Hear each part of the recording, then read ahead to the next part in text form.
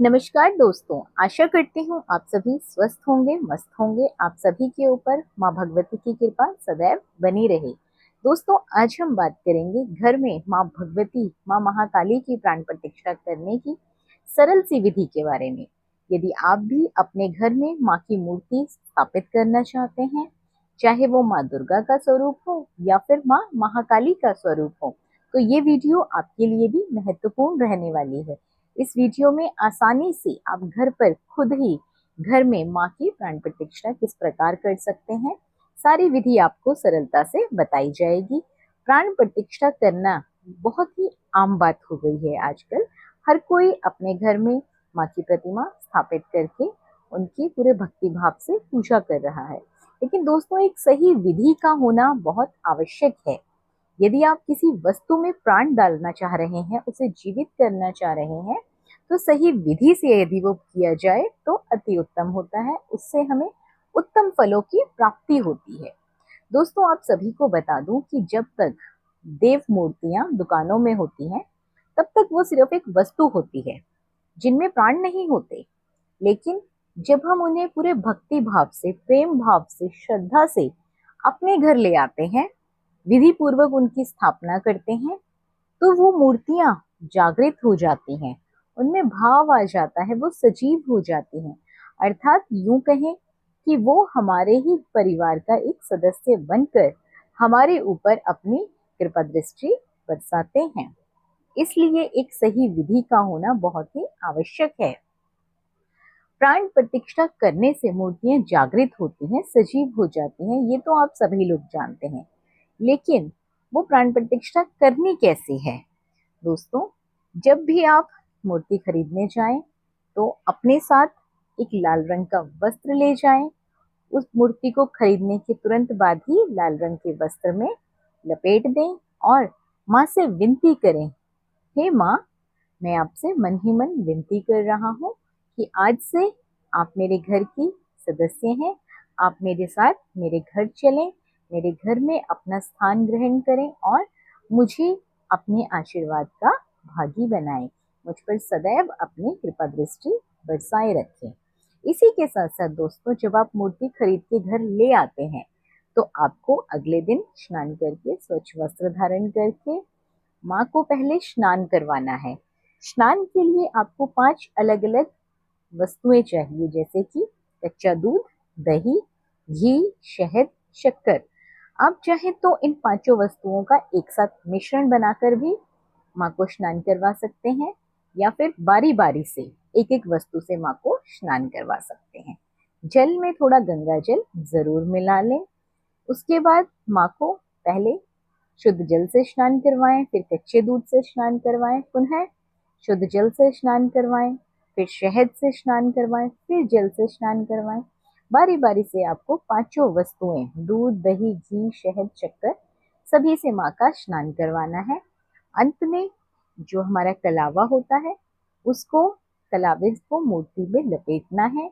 जिस प्रकार से हम अपने वस्त्र के अंदर वस्त्र पहनते हैं, उसी प्रकार से पहले माँ को कलावे का वस्त्र पहनाना है और उसके बाद माँ को नए जो आप वस्त्र लेकर आए हैं वो पहनाने हैं।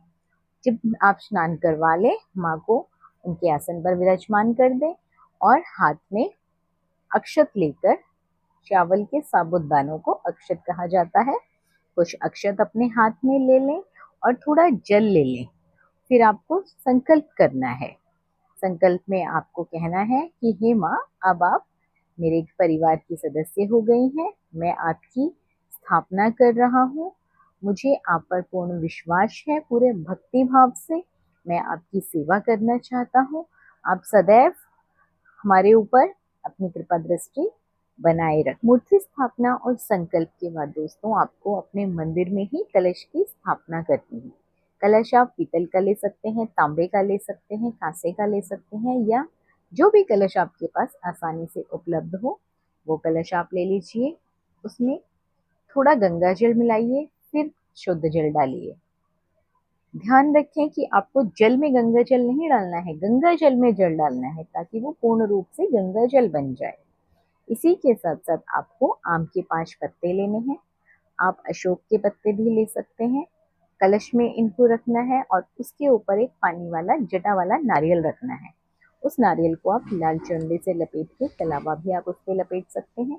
जिस चीज की सुविधा आपके पास हो उस प्रकार से आप कार्य कर सकते हैं। उस नारियल को आप कलश के ऊपर रख दीजिए। कलश स्थापना होने के बाद माँ के दाईं ओर आपको कलश रखना है और अब आपको सर्वप्रथम उस कलश में भगवान भोलेनाथ का यानी कि महादेव का आवाहन करना है। तत्पश्चात आपको अन्य देवी देवताओं का आवाहन करना है। दोस्तों, कुछ लोग जानते नहीं हैं कि आवाहन किस प्रकार किया जाता है।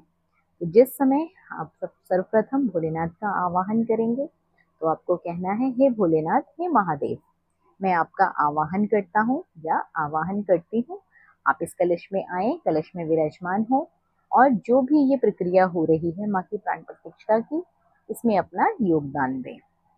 तत्पश्चात आपको सभी देवी देवताओं से हाथ जोड़कर कलश में पधारने के लिए विनती करनी है, उनका आवाहन करना है।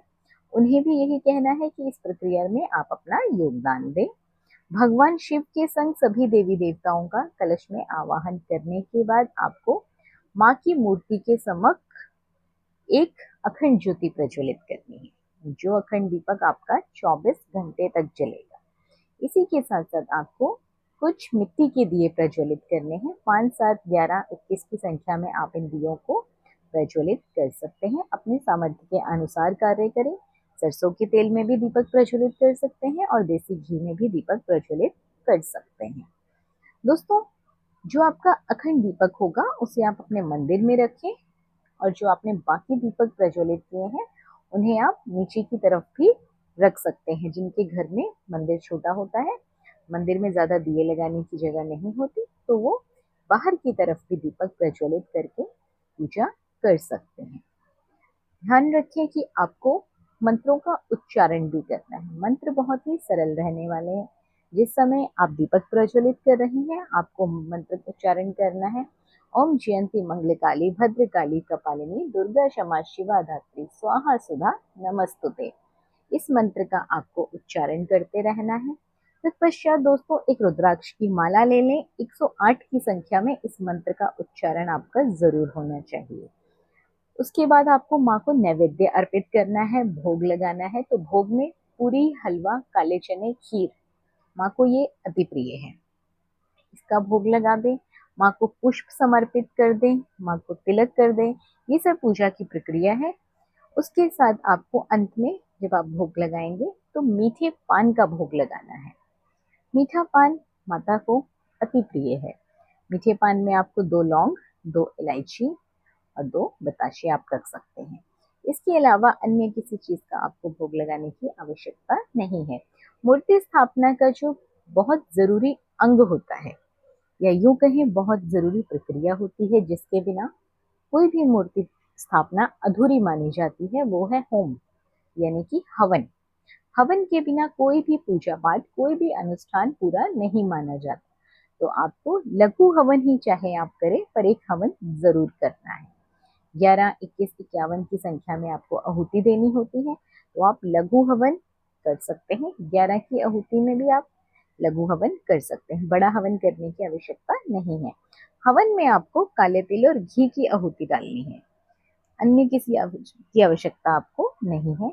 मंत्र आपको जो पहले बताया है आप उसी का उच्चारण कर सकते हैं। ओम जयंती मंगलकाली भद्रकाली कपालिनी दुर्गा क्षमा शिवा धात्री स्वाहा सुधा नमस्तुते।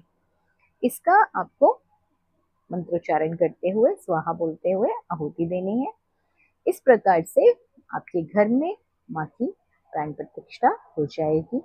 दोस्तों, अंत में जब आपकी पूरी पूजा संपन्न हो गई है, आपको कलश का विसर्जन करना है। आपने जिन देवी देवताओं का आवाहन किया था उनसे विनम्र भाव से अपने लोकों में प्रस्थान करने के लिए विनती करनी है।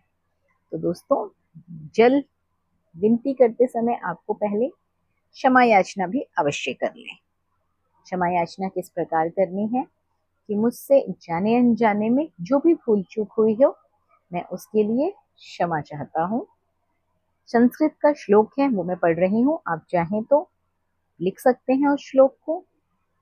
आवाहनम न जानामि विसर्जनम पूजा चैव न जानामि क्षमायाचन परमेश्वरी। मंत्रहीनम क्रियाहीनम भक्तिहीनम सुरेश्वरी, यत् पूजितम मया देवी परिपूर्णम तदस्तु मे। ये क्षमा याचना का मंत्र है। जिन लोगों को ये मंत्र पढ़ने में असुविधा हो रही हो वो सरल से भाषा में क्षमा याचना कर सकते हैं कि हे माँ, इस प्राण प्रतिष्ठा की प्रक्रिया में जाने अनजाने में मुझसे जो भी गलती हुई हो, मुझसे जो भी दोष हुआ हो, उसके लिए मुझे क्षमा करें। सदैव मेरे घर में विराजमान रहें। मैं पूजा की पूरी सही प्रक्रिया नहीं जानता हूँ, लेकिन जितनी मुझसे बन पाई मैंने आपकी पूजा करने की कोशिश की है। दोस्तों, इसके बाद आपको इस बात का भी ध्यान रखना है कि जिस दिन आप ये प्राण प्रतिष्ठा कर रहे हो उससे एक दिन पहले और उस दिन आपको सात्विक आहार ही अपने घर में बनाना है। तामसिक भोजन नहीं करना है। और जो आपने कलश स्थापना करी थी उसका जो जल है अपने घर में उस जल से छींटे दे दें, सभी जगह पे छींटे दे दें, और जो बचा हुआ जल होगा उसे आप भूमि विसर्जन कर दें। कलश को आप चाहे तो भूमि विसर्जन कर सकते हैं और चाहे तो आप उसे जल विसर्जन भी कर सकते हैं। आजकल अधिकतर चीजें भूमि विसर्जन ही की जा रही हैं, जल को दूषित नहीं किया जा रहा। इसी के साथ साथ दोस्तों एक बात का और ध्यान रखें कि जब आप कहीं जा रहे हो या घर शिफ्टिंग का कार्य कर रहे हो तो आपको माँ से विनती जरूर करनी है कि हे माँ, सदैव हमारे साथ रहना, हमारे घर में रहना। जब हम घर पे ना हो तो भी हम तेरा ध्यान करेंगे, तेरी ज्योत जलाएंगे।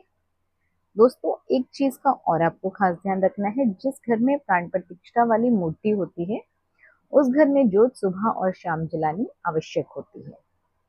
ऐसा ना हो कि आप अपने कार्य में बिजी हो और आपने सुबह की ज्योत जलाई, शाम की नहीं जलाई, कभी शाम की जला ली, कभी सुबह की छूट गई। ऐसा आपको कदाचित नहीं करना है। माँ के समक्ष दोनों समय आपको ज्योत प्रज्वलित करनी है।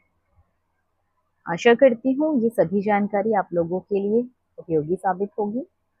जानकारी आपको पसंद आई होगी, जानकारी अच्छी लगी हो तो चैनल पर वीडियो को लाइक और शेयर जरूर कर दें। कमेंट बॉक्स में जय मां भगवती जरूर लिखें। स्वस्थ रहिए, खुश रहिए, बने रहिए आपके अपने YouTube चैनल अंकित वास्तु ज्ञान में। धन्यवाद।